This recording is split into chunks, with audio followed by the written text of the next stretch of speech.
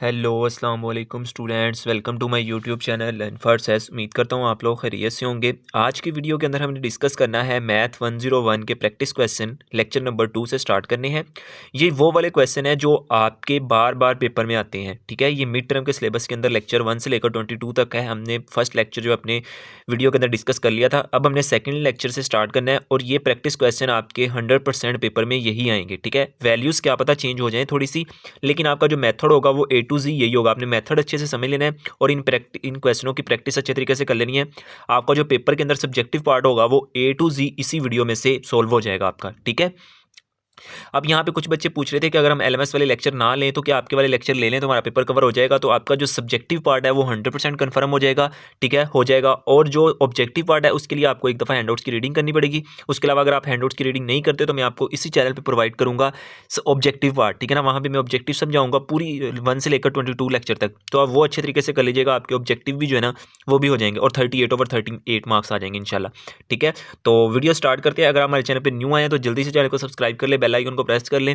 इस तरह के तमाम वीडियोस लेक्चर आपको इसी चैनल पर प्रोवाइड किए जाएंगे। ठीक है, और अगर आप हमारे व्हाट्सएप ग्रुप में ऐड होना चाहते हो तो इसी वीडियो के डिस्क्रिप्शन में हमारा व्हाट्सएप लिंक है, आप उसके अंदर ऐड हो सकते हो।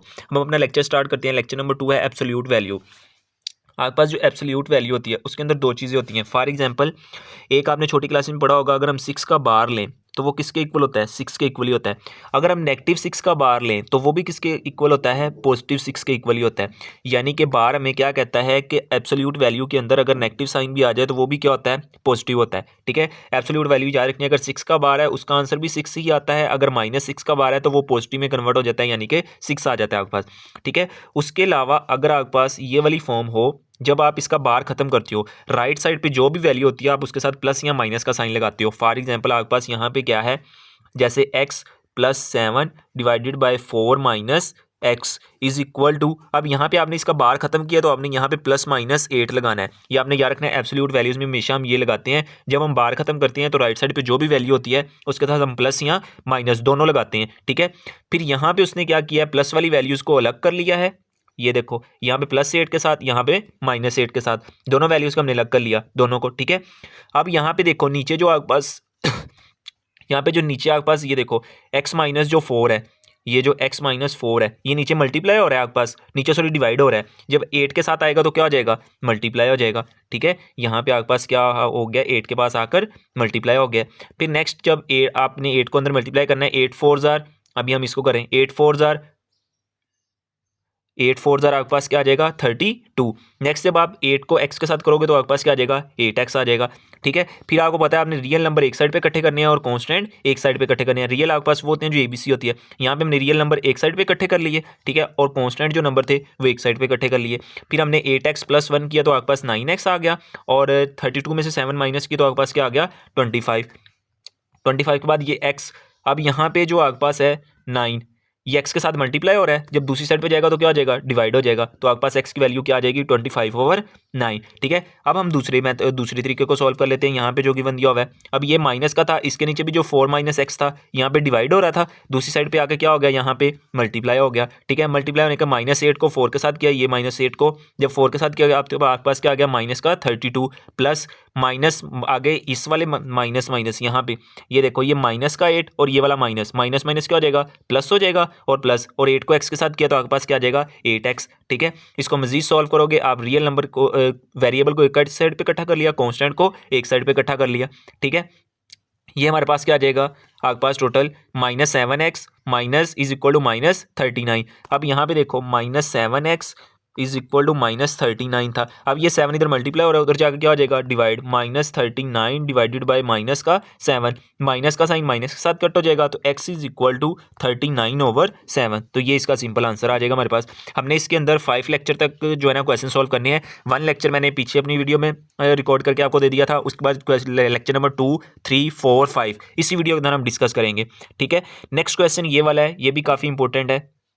ठीक है, इसको हम डिस्कस करते हैं। यहाँ पे वो क्या कह रहा है, इन इज द इक्वालिटीज बी। अब यहाँ पे वो कह रहा है ये चीज़ आपने प्रूव करनी है। मैं यहाँ पे आपको अपनी वर्डिंग में बता देता हूँ। अगर हमने देखा है कि बी का जो स्क्वायर होता है वो सिंपल बी के इक्वल होता है। उसकी रीज़न ये देखो, यहाँ पे अंडर रूट इसके साथ क्या हो जाता है? कट हो जाता है, तो प्रूव हो गया हमारे पास बी का वो बी के इक्वल आता है। अब यहाँ पे एक क्वेश्चन ये वाला उन लोगों ने दिया हुआ है पावर 4, वो कहते हैं आपने ये चीज़ प्रूव करनी है, क्या बी की power 4 is equal to b square के है या नहीं है? तो यहाँ पे बिल्कुल है। यहाँ पे देखो इस 4 को हम इस तरह लिख सकते हैं बी के स्क्वायर का स्क्वायर, यानी कि जब आप 2 को 2 के साथ मल्टीप्लाई करोगे, ये वाले 2 को जब आप 2 के साथ मल्टीप्लाई करोगे तो आपके पास क्या बन जाएगा? 4 ही बन जाएगा। तो यही चीज़ बन जाएगी जिसको हमने कन्वर्ट किया है। तो अब आपके पास क्या आ जाएगा? ये वाला जो बाहर वाला 2 है वो इस 2 के साथ कट हो जाएगा, तो आपके पास क्या आ गया? 2 का बी का स्क्वायर, सॉरी अंडर रूट तो पहले ही कैंसिल हो चुका था हमारे पास, ठीक है, यहाँ पे अंडर रूट नहीं आएगा। ये वाला जो 2 है वो इस अंडर रूट के साथ कैंसिल होता है, आपके पास क्या आ जाएगा? बी का स्क्वायर। तो यही चीज़ आप जो है ना वो प्रूव करना चाह रहे थे कि आपके पास ये दोनों चीज़ें क्या होनी चाहिए? प्रूव होनी चाहिए। तो नेक्स्ट क्वेश्चन हम प्रूव करते हैं। यहाँ पे आप लोगों ने इनका मेथड भी देख लेना और मेरा भी, जिसकी आपको इजीली समझ आ जाए आपने वो वाला मेथड कर लेना है। यहाँ पे नेक्स्ट क्वेश्चन है हमारे पास कि find the solution for x का square minus 25 is equal to x minus 25। यहाँ पे भी जब आप बार खत्म करोगे तो आपको पता है हमने कौन सा साइन लगाना होता है, एक दफ़ा प्लस में करना होता है और एक दफ़ा माइनस में। यहाँ पे उसने थोड़ा सा चेंज किया हुआ है, ये जो प्लस वाला है ये उसने वैसे ही लिखा हुआ है, माइनस वाला जो है ना उसने ये काम किया हुआ है। यहाँ पे देखो हमारे पास बेसिकली इस तरह होना चाहिए था, एक्स का square minus 25 is equal to यहाँ पे माइनस एक्स माइनस 5 आना चाहिए था। अब यहाँ पे जो माइनस का साइन था ना उसने इसको यहाँ पे ले आया, यानी कि यहाँ पे माइनस का साइन आना था, इसके साथ जो माइनस का साइन था ना वो कन्वर्ट होकर यहाँ पे ले आया। तो आप उसके साथ भी सॉल्व कर सकते हो। अब हम उसके साथ ही सॉल्व करेंगे। सबसे पहले मैं आपको पहले वाला करवा देता हूँ। यहाँ पे उसने जब इसको सॉल्व किया है, ठीक है, वेरिएबल हमारे पास एक साइड पे आ गए, इसको यहाँ पे हम सॉल्व भी कर लेते हैं। एक्स का स्क्वायर माइनस 25, ये प्लस का एक्स है, उधर आकर क्या हो जाएगा? माइनस का एक्स, और ये प्लस माइनस का 5 है, उधर आकर क्या हो जाएगा? प्लस का 5, ठीक है। अब ये एक्स का स्क्वायर वैसे ही आ जाएगा, उसके बाद हमारे पास क्या आ जाएगा? माइनस का एक्स आ जाएगा, 25 में से जब 5 निकाल दोगे तो आपके पास क्या रह जाएगा? माइनस का 20। फिर आपको पता है फर्स्ट एलिमेंट को लास्ट एलिमेंट के साथ मल्टीप्लाई करते हैं और उसके फैक्टर तलाश करते हैं। हमारे पास क्या आ गया? 20x का स्क्वायर, इसके फैक्टर क्या बनेंगे? 5x और 4x, यानी कि माइनस का 5x और प्लस का 4x प्लस 20 आपके पास जो है वो वैसे ही आ जाएगा। अब इसमें से देखो फर्स्ट टू टर्म में से हमारे पास क्या चीज़ कॉमन आ रही है? x कॉमन आ रहा है, अंदर क्या रह जाएगा? x माइनस 5 रह जाएगा। इन दोनों के अंदर से क्या चीज़ कॉमन आ रही है? यहाँ पे x भी आना है। इन दोनों में से क्या कॉमन आ रहा है? 4 कॉमन आ रहा है, प्लस 4 कॉमन आ जाएगा। अंदर आपके पास क्या रह जाएगा? x प्लस 5 4 जार 20, ठीक है। तो नेक्स्ट आपके पास क्या आ जाएगा? x प्लस 4 और दूसरा पेयर आपके पास क्या आ जाएगा? x minus 5। तो ये दोनों आपके पास जो पेयर होंगे इसके, ये हमारे पास फाइनल इसका आंसर आ जाएगा, ठीक है, लेफ्ट साइड का। अब हम राइट साइड को सॉल्व कर लेते हैं, यानी कि इस वाले पार्ट को, ठीक है। ये वाला पार्ट भी सेम इसी तरह किया हुआ है। मैंने आपको बताया कि माइनस का साइन वो उधर ले गया है, तो यहाँ पे देखो जब माइनस को आप अंदर मल्टीप्लाई करोगे तो माइनस एक्स का स्क्वायर माइनस माइनस प्लस 25 हो जाएगा, और ये माइनस का जब ये प्लस का एक्स है ये वाला इधर आएगा तो माइनस का हो जाएगा। ये आपके पास नेक्स्ट जो है यहाँ पे आकर प्लस का था तो माइनस का हो जाएगा, ठीक है। और यहाँ पे आपके पास आ जाएगा माइनस का 5 है, तो जब इधर आएगा तो क्या हो जाएगा? प्लस का 5 हो जाएगा। नेक्स्ट अब इसको सॉल्व करते हैं, माइनस एक्स का स्क्वायर, ठीक है, माइनस एक्स, और उसके बाद हमारे पास क्या आ जाएगा? प्लस 20 और ये 30 बन जाएगा आपके पास, ठीक है। यहाँ से माइनस का साइन हम कॉमन ले लेते हैं, माइनस जब कॉमन आ जाएगा अंदर आ जाएगा एक्स का स्क्वायर, ये प्लस का एक्स हो जाएगा और ये माइनस का 30 हो जाएगा, ठीक है। और फिर इसके पेयर बना लो, आप पेयर तलाश करो। पेयर फैक्टराइजेशन अब मैंने आपको जैसे पीछे बताई है, आपने वैसे फैक्टराइजेशन कर लेनी है इसकी, और आपने इसके हमारे पास फैक्टर कौन कौन से आ जाएंगे? फिर ये वाले दोनों जो हैं इसके वो फैक्टर आ जाएंगे हमारे पास, ठीक है। इसको मजीद सॉल्व करोगे तो ये आपके पास इसका सिंपल आंसर आ जाएगा। यहाँ पे इस तरह सॉल्व करना है। नेक्स्ट क्वेश्चन हम देख लेते हैं। नेक्स्ट क्वेश्चन है हमारे पास कि solve for x is equal to, अब आपको फिर यही है, इसको सॉल्व कैसे करना है ये हम यहाँ पे कर लेते हैं। यानी कि सबसे पहले आपके पास 6x माइनस 8, ये आपने वैसे ही लिखना है, और ये जो माइनस का 10 है आपके पास, इसको आप दूसरी साइड पे ले जाओगे, माइनस का तो उधर जाके प्लस का 10 हो जाएगा, ठीक है। तो 6x माइनस 8 ये बार इज इक्वल टू, जब 10 को 8 के साथ करोगे तो क्या आ जाएगा? 18 आ जाएगा आपके पास, ठीक है, 18। अब आप बार खत्म करोगे तो आपके पास एक दफ़ा प्लस करोगे और एक दफ़ा माइनस, वही वाला मेथड उन लोगों ने यहाँ पे किया हुआ है। अब यहाँ पे मैं आपको दिखाता हूँ, ये देखो उन लोगों ने ये सारा प्रोसेस करने के बाद ये एक दफ़ा प्लस वाला लिखा हुआ है, ठीक है, और ये एक दफ़ा क्या लिखा हुआ है? माइनस वाला लिखा हुआ है, माइनस का साइन। अब ये जो माइनस का 8 था वो जब उधर जाएगा इसको मजीद सिंप्लीफाई करेंगे, आपके पास ये आंसर आ जाएगा, इसको मजीद सिंप्लीफाई करेंगे तो ये आंसर आ जाएगा, और सोल्यूशन सेट में आपके पास ये दोनों फाइनल जो हैं इसके आंसर आ जाएंगे, ठीक है। नेक्स्ट अब इनक्वालिटीज़ वाला आ गया, ये भी काफ़ी इंपॉर्टेंट है। पहले हमने इक्वल वाला किया है, अब यहाँ पे आपके पास क्या आ गया? इनक्वालिटीज़। इसका भी सेम वही प्रोसेस आपने करना है,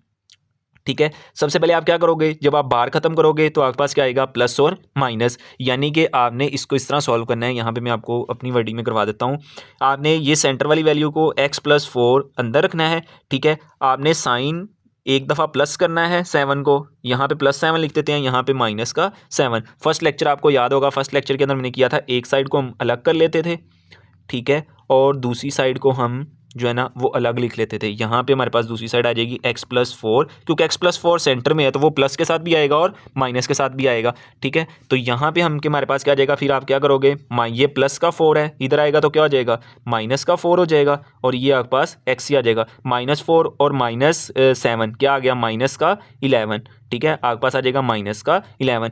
इसी तरह हम यहाँ पे इसको सॉल्व करेंगे, x = 7, ये प्लस का 4 है, उधर जाएगा तो क्या हो जाएगा, माइनस का हो जाएगा। तो x = जब 7 में से 4 निकाल देंगे तो आपके पास क्या रह जाएगा, 7 में से 3 निकालेंगे तो आपके पास क्या रह जाएगा, 4, ठीक है। सॉरी, यहाँ पे आपके पास ग्रेटर देन का ही साइन आना है, ठीक है, यहाँ पे ग्रेटर देन। अब जब इसका सेट लिखते हैं तो वो कैसे लिखते हैं वो मैंने आपको बताया था। यहाँ पे हम लिख लेते हैं, आप जो है ना x वो बिल्कुल सेंटर में रखते हो, ठीक है, ये x मैंने बिल्कुल सेंटर में रख लिया। अब देखो x की तरफ फेस ओपन है और 11 की तरफ क्लोज है, हमने -11 की तरफ क्लोज कर दिया, ठीक है। और जो नेक्स्ट है आपके पास, वो यहाँ पे देखो, जो आपके पास 4 आया है उसकी तरफ ओपन होना है और x की तरफ क्लोज है, तो ये इसका सोल्यूशन सेट लिखने का मेथड है, ठीक है। इस तरह आप जो है ना वो नीचे सोल्यूशन उन लोगों ने भी लिखा हुआ है, तो आप भी वैसे देख सकते हो, उनका मेथड भी देख सकते हो, उन लोगों ने ये सॉल्व किया हुआ है और मैंने आपको अपनी वर्डिंग में समझा दिया। आंसर हम दोनों का सेम आया है, ठीक है।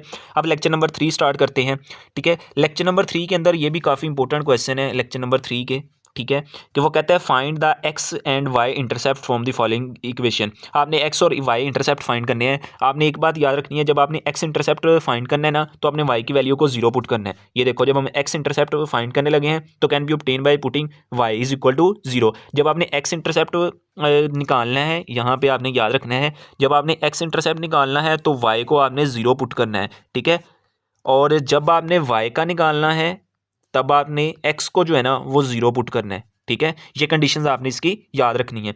अब यहाँ पे देखो हमारे पास क्वेश्चन क्या था, हमने ये सबसे पहले क्वेश्चन लिख लिया, ठीक है। क्वेश्चन को मजीद सॉल्व करना है, y = 0। पूरी इक्वेशन के अंदर जहाँ पे देखो y कहाँ पे 0 था, यहाँ पे हम देखते हैं कि y हमारे पास कहाँ पे 0 था, ये y है 0, ठीक है। इसकी जगह पे हमने 0 पुट किया तो हमारे पास ये इक्वेशन बन गई। अब इस इक्वेशन को आप किसी भी मेथड से सॉल्व कर सकते हो, फैक्टराइजेशन भी कर सकते हो, क्वाड्रेटिक फार्मूला भी। यहाँ हमने इसके फैक्टर बना लिया, हमारे पास 4 और 2 इसके क्या बन गए, फैक्टर। मजीद इसमें से हमने कॉमन लेके इसको मजीद सिंप्लीफाई किया, हमारे पास ये आ गए, ये दोनों फैक्टर बन गए आपके पास, ठीक है। अब इन दोनों फैक्टर्स को कैसे सॉल्व किया हुआ, देखो x+2 = 0 और आपके पास x+4 = 0। अब x आपके पास आ गया -2 और इधर भी x क्या आ गया, -4। अब इसको इंटरसेप्ट की फॉर्म में किस तरह लिखते हैं, यहाँ पे देखो इंटरसेप्ट की फॉर्म में आपने किस तरह लिखना है। अब आपने x इंटरसेप्ट फाइंड कर रहे थे, x आपके पास आया है -2, आपने -2 कैसे निकला, जब आपने y 0 पुट किया है, ठीक है ना। और दूसरा इसका इंटरसेप्ट कौन सा बनेगा, दूसरा आया आपके पास x = -4, x -4 है और y आपने क्या पुट किया था, 0। यानी कि जब आप x फाइंड कर रहे हो तो y दोनों जो है ना वो 0 आने हैं आपके पास, ठीक है। और जब आप y को फाइंड कर रहे हो तो आपके पास जो x की वैल्यू होगी वो दोनों क्या आएंगी, 0 आएंगी। ये आपने ख्याल रखना है, ठीक है। ये सारी चीज़ उन लोगों ने यहाँ पे लिखी हुई है, आप इसको रीड आउट भी कर सकते हो, ठीक है। नेक्स्ट क्वेश्चन की तरफ हम करते हैं। नेक्स्ट क्वेश्चन भी हमारे पास सेम वही वाला क्वेश्चन है कि find the x and y intercept, लेकिन यहाँ पे आपको इक्वेशन एक गिवन दी हुई है। इसके अंदर देखो सिंपल सा मेथड है, यहाँ पे हमने सबसे पहले x इंटरसेप्ट फाइंड करना है तो y की वैल्यू पुट क्या करेंगे, 0। जब हमने यहाँ पे 0 पुट किया तो ये पूरी इक्वेशन को क्या कर देगा, 0। फॉर एग्जाम्पल यहाँ पे मैं आपको करके बता देता हूँ, जब हमारे पास 16x² + 49, यहाँ पे 49, इसको हम दोबारा ही कर लेते हैं 49, और यहाँ पे y का स्क्वायर आ रहा है तो y की वैल्यू हमने 0 पुट करनी है, तो 0 का स्क्वायर = 36। अब ये पूरी इक्वेशन क्या हो जाएगी, 0, क्योंकि 0 के साथ कोई भी चीज़ मल्टीप्लाई हो तो वो क्या हो जाती है, 0 हो जाती है। तो आपके पास अकेला क्या रह जाएगा, ये जो आपको लिखा हुआ है 16 + 0 = 36। अब ये जो 16 है वो यहाँ पे क्या हो रहा है, मल्टीप्लाई हो रहा है 16, ये इसके नीचे आके क्या हो जाएगा, डिवाइड हो जाएगा, ये आ गया आपके पास। अब आप लोगे taking square on both side, यानी कि दोनों साइड पे क्या लोगे, स्क्वायर लोगे, √, ठीक है। यानी कि x का स्क्वायर √, और यहाँ पे 36/16 का √, आ जाएगा आपके पास, ठीक है। ये इसके साथ आपका कट हो जाएगा, तो x = 36 का जब हम √ खत्म करते हैं तो इसके साथ प्लस माइनस का साइन लगाते हैं, और 36 का क्या होता है 6 और 16 का क्या होता है 4। आपके पास क्या आ गया, +-4। अब आप इसको लिखोगे कैसे, अब इसकी मजीद भी कटिंग की हुई है, 2 2 ज़ार 4, 2 3 ज़ार 6, यानी कि आपके पास बेसिक आंसर क्या आ जाएगा, x = +-3/2। 2। ठीक है, अब इसको लिखना कैसे है, यहाँ पे ये देखो उन लोगों ने अपने मेथड से आपको सॉल्व करवा के यहाँ पे ये, ठीक है। अब आपने एक्स इंटरसेप्ट फाइंड किया है तो आप वाई को कैसे लिखोगे इसके इंटरसेप्ट के अंदर। देखो हमारे पास एक्स की वैल्यू आई है, जब हमने एक्स की वैल्यू निकाली है तो वाई 0 पुट किया था, यहाँ पे भी एक्स की जो नेगेटिव वैल्यू है उसके साथ हमने 0 पुट किया था। अब हमने वाई इंटरसेप्ट फाइंड करना है, तो वाई इंटरसेप्ट ये तो हमने एक्स के साथ कर लिए, अब हम वाई के साथ भी एक क्वेश्चन को कर लेते हैं। ये आपको क्वेश्चन गिवन दिया हुआ है, इसकी अब वाई वही वाला क्वेश्चन है, उसके अंदर हमने वाई इंटरसेप्ट फाइंड करना है, जबकि एक्स की जगह पे हम 0 पुट करेंगे। यहाँ पे देखो अब पहले हमने वाई की जगह पे 0 पुट किया था, पहले हमने इस जगह पे 0 पुट किया था, ठीक है। अब हम इस जगह पे 0 पुट करेंगे, वाई के ऊपर एक्स की जगह पे 0 पुट करेंगे और वाई की वैल्यू निकालेंगे। जब हमने एक्स की जगह पे 0 पुट किया तो आपके पास वो पूरी इक्वेशन क्या हो गई, 0 हो गई और आपके पास वाई आ गया। अब 49 इधर डिवाइड, इधर मल्टीप्लाई हो रहा था, दूसरी साइड पे जाकर क्या हो गया, यहाँ पे आके क्या हो गया, डिवाइड। फिर आपने जैसे मैंने ऊपर टेकिंग अंडर रूट और स्क्वायर रूट लिया है, अब इसके फैक्टर कैसे लिखनी है। अब हमारे पास आंसर तो आया है वाई का, ठीक है। जब आप किसी भी के इंटरसेप्ट लिख रहे होते हो उसके अंदर जब हमने एक्स को 0 पुट किया है तो वाई का आंसर हमारे पास क्या आया है। अब यहाँ पे प्लस माइनस आया, आपने दोनों को अलग अलग लिख लेना है, प्लस का 6/7 और माइनस का 6/7। फिर जब आप इक्वेशन में पुट कर रहे होगे तो आपने एक्स 0 पुट किया तो आपके पास आंसर क्या आया था, 6/7। पहला इंटरसेप्ट ये आ गया, दूसरा फिर एक्स 0 था और हमारे पास आंसर क्या आया था, -6/7। तो ये इसका जो है ना वाई इंटरसेप्ट का आंसर होगा, ठीक है। उम्मीद करता हूँ आपको वीडियो पसंद आ रही है, अगर वीडियो पसंद आ रही है, समझ आ रही है तो वीडियो को लाइक कर दिया करें, चैनल को सब्सक्राइब कर लिया करें और बेल आइकन को प्रेस कर लिया करें और अपने दोस्तों के साथ शेयर कर दिया करें जिनका ये सब्जेक्ट होता है। नेक्स्ट क्वेश्चन है हमारे पास कि वेदर, अब आपके पास सिर्फ फिर वही वाला क्वेश्चन आ गया आपके पास कि आपने क्या फाइंड करना है, यहाँ पे बताना है सिमेट्रिक और नॉन सिमेट्रिक का। ये काफ़ी इंपॉर्टेंट है, ये आपने याद रखना है। F of x is equal to, यहाँ पे मैं आपको बताता हूँ -x। अगर ये दोनों का आंसर सेम आ जाता है तो ये सिमेट्रिक मैट्रिक्स है, अदरवाइज ये सिमेट्रिक नहीं है। अब यहाँ पे y भी आ सकता है, दूसरा पार्ट इसका इस तरह है, f of y is equal to, यहाँ पे एफ ऑफ माइनस का वाई। यहाँ पे मैं भी आपको समझाता हूँ कि इसके अंदर वो क्या कह रहे हैं। वो कहते हैं अगर हम एफ ऑफ एक्स, हमारे पास एक फंक्शन है, उसकी जगह पे हम एक्स की जगह पे -x पुट करें तो क्या वो दोनों का आंसर जो है ना वो सेम आना चाहिए। अगर तो सेम आ रहा है तो वो सिमेट्रिक मैट्रिक्स है, सिमेट्रिक है अबाउट टू एक्स एक्सिस। अगर वो नहीं आ रहा है, ये एक्स एक्सिस और वाई एक्सिस के अबाउट है, ठीक है।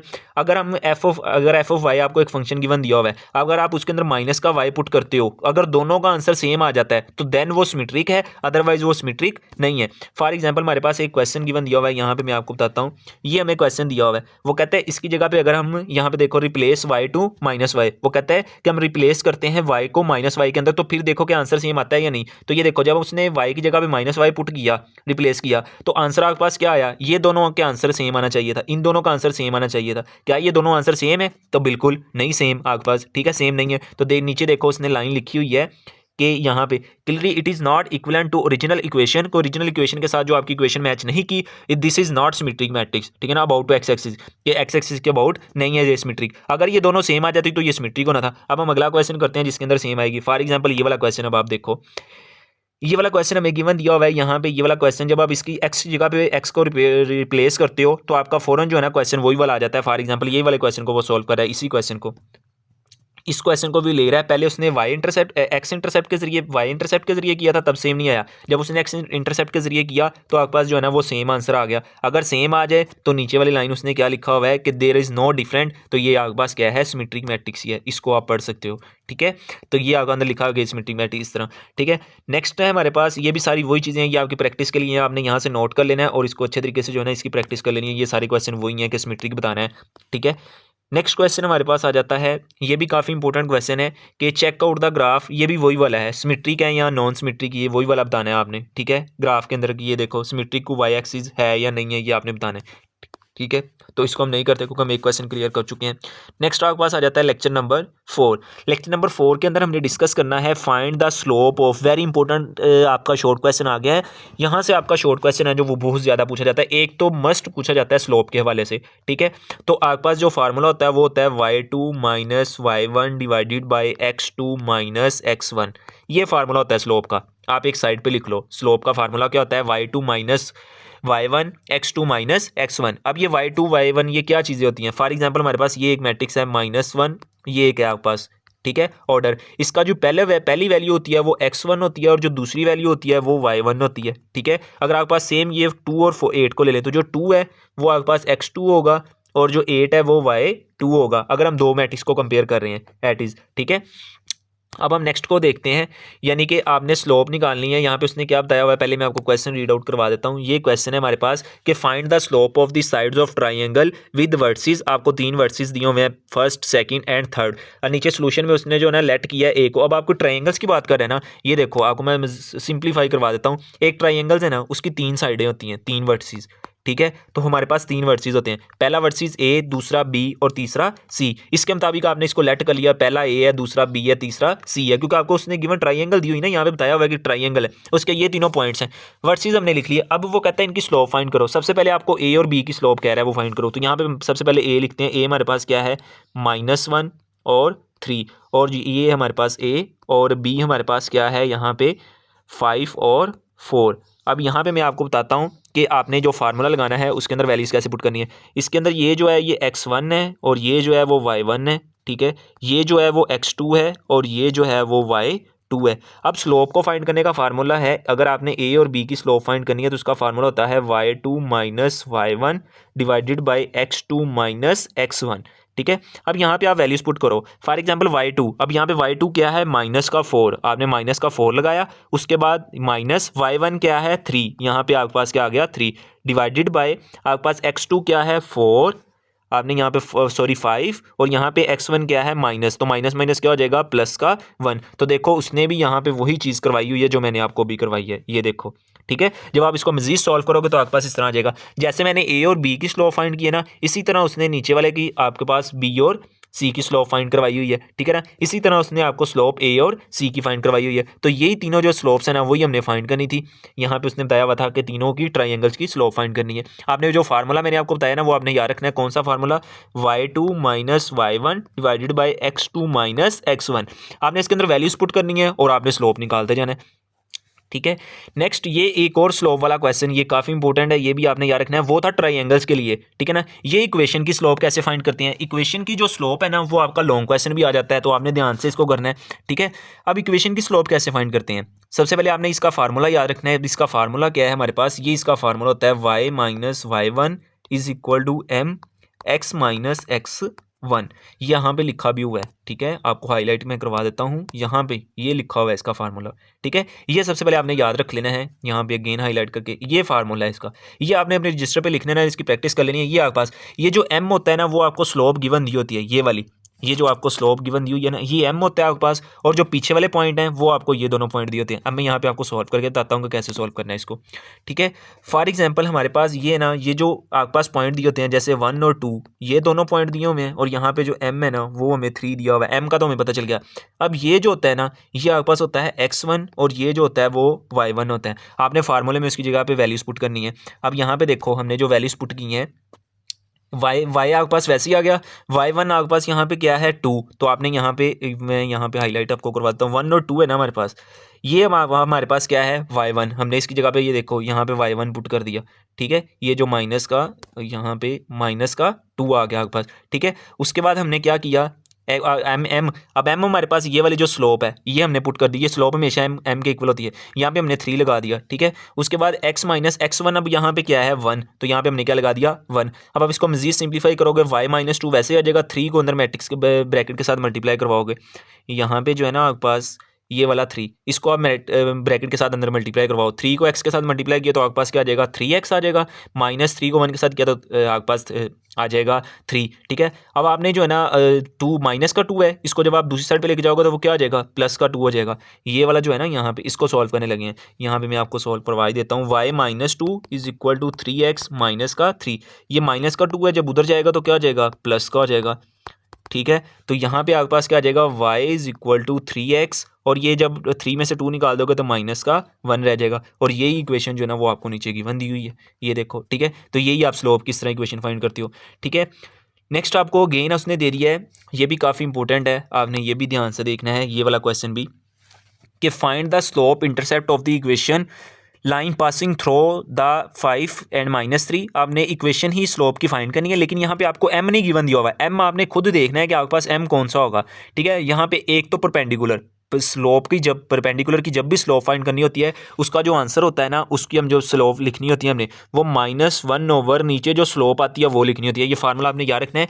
जब भी परपेंडिकुलर लाइन की आपने स्लोप फाइंड करनी है ना तो उसका ये फार्मूला होता है कि -1 ओवर की फॉर्म में आपने उसकी स्लोप लिखनी है। अब वो स्लोप कौन सी होती है आपको याद होगा, आपने 8.2 की होगी नाइन्थ के अंदर।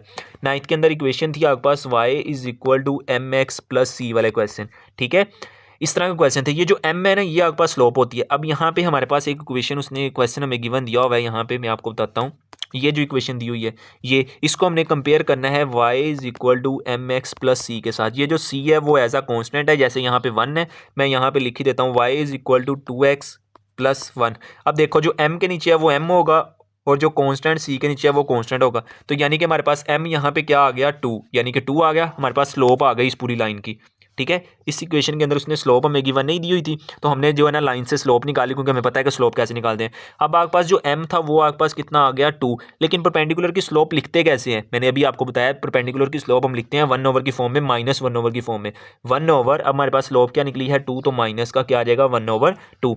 अब आपने वही वाले फार्मूले में वैल्यूज पुट करनी है जो मैंने आपको अभी ऊपर फार्मूला दिखाया था, आपने उसी के अंदर वैल्यूज पुट करनी है, ठीक है। यहाँ पे देखो वही वाले फार्मूले को लिख के उसकी जगह पे वैल्यूज पुट की हुई है, उसको मजीद सिंप्लीफाई किया, आपके पास इक्वेशन आ गई है, ठीक है।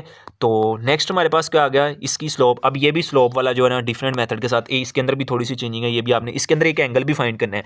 देखो find the slope and angle of inclinations of joining the point. अब देखो आपको 2 पॉइंट उसने गिवन दे दिए हैं और वो कह रहे हैं इसकी स्लोप फाइंड करनी है और इसके अंदर एंगल भी आपने थीटा भी फाइंड करना है, ठीक है। तो थीटा कैसे फाइंड करते हैं, यहाँ पे सबसे पहले मैं आपको बताऊँ हमारे पास जो स्लोप का फार्मूला होता है, यहाँ पे मैंने आपको पीछे भी बताया y2 - y1 divided by x2 - x1। यहाँ पे मजीद बल्कि यहाँ पे लिखा भी हुआ है, ये देखो, ठीक है, ये लिखा हुआ है। इसके अंदर आपने वैल्यूज पुट करनी है। अब आपको पॉइंट फैक्टर कौन कौन से गिवन है 2 और 3, और जो दूसरा है वो है -1 और 2, ठीक है ना। इसके अंदर जो पहला है वो आपके पास है x1, ये आपके पास x1 है, ये जो है वो y1 है, ये x2 है ये वाला, और ये जो है वो y2 है। इसके मुताबिक आपने जो है ना यहाँ पे इक्वेशनें पुट करनी है, यहाँ पे इनकी वैल्यूज पुट करनी है, ठीक है। आपके पास आ जाएगा 1/3, ठीक है ना। अब आपने जब इसका एंगल फाइंड करना होता है, थीटा फाइंड करना होता है, आपने एक फार्मूला याद रखना है tan थीटा = m। ये लिखा भी हुआ है आपके पास, ठीक है, tan थीटा = m। अब यहाँ पे m की अभी हमने स्लोप क्या निकाली है, इसको अगेन कर लेते हैं। यहाँ पे हमारे पास क्या आ जाएगा tan थीटा m। अभी हमने स्लोप क्या निकाली है 1/3। अब ये जो tan है ये इधर इसके थीटा के साथ मल्टीप्लाई हो रहा है, जब दूसरी साइड पे जाएगा तो इसका क्या हो जाएगा, इन्वर्स हो जाएगा, ठीक है। तो 1/3, तो ये आपने कैलकुलेटर से निकाल लेना है, आपको tan 1/3 का आंसर मिल जाएगा। तो ये इसकी आप जो है स्लोप फाइंड कर लेनी है, ठीक है। नेक्स्ट अब आपके पास फिर आ गया है स्लोप वाला ही क्वेश्चन। अब इसको कैसे करना है, थोड़ी सी क्वेश्चन को समझ लेना है, बाकी सारा आपने खुद ही करना है। वो कह रहा है bye means the slope show the points of the same line. क्या ये सेम है या नहीं है, तो आपने स्लोप वाला फार्मूला लगाना है। स्लोप वाला फार्मूला मैं आपको ऊपर भी बता चुका हूँ। आपने सबसे पहले ए बी की स्लोप फाइंड की, आपके पास -1/3। बी सी की स्लोप फाइंड की, आपके पास फिर -1/3। सी और ए की स्लोप फाइंड किया, आपके पास -1/3, यानी कि सब की स्लोप आपके पास क्या आ रही है, सेम आ रही है। तो उसने क्वेश्चन के अंदर यही कहा था कि आपने तीनों की जो स्लोप है ना वो सेम फाइंड करनी है। तो नीचे उसने लिखा है कि since all the slope are same given the same line, के एक ही लाइन पे ये जो है ना सारे पॉइंट जो है ना लाई करते हैं, ठीक है। तो नेक्स्ट लेक्चर हम अगली वीडियो में करेंगे, क्योंकि वीडियो काफ़ी लेंथी हो गया। अगर आपको वीडियो पसंद आई है, लेक्चर मेरे समझ आ रहे हैं, तो आपने मुझे कमेंट बॉक्स में ज़रूर बताना है कि नेक्स्ट लेक्चर की मैं वीडियो आपको प्रोवाइड करूँ या ना करूँ, ठीक है। तो अगर आप ये क्वेश्चन कर लेते हो तो आपका जो 100% सब्जेक्टिव है ना वो क्लियर हो जाएगा। ऑब्जेक्टिव के लिए मैं आपको अलग से वीडियो करवाऊंगा। अगर आप सारी ऑब्जेक्टिव प्लस सब्जेक्टिव की वीडियो कर लेते हो तो आपके इंशाल्लाह मिड के अंदर 38/38 मार्क्स आएंगे, ठीक है। तो मिलेंगे एक नई वीडियो के साथ, तब तक अपना ख्याल रखिएगा। अल्लाह हाफिज़।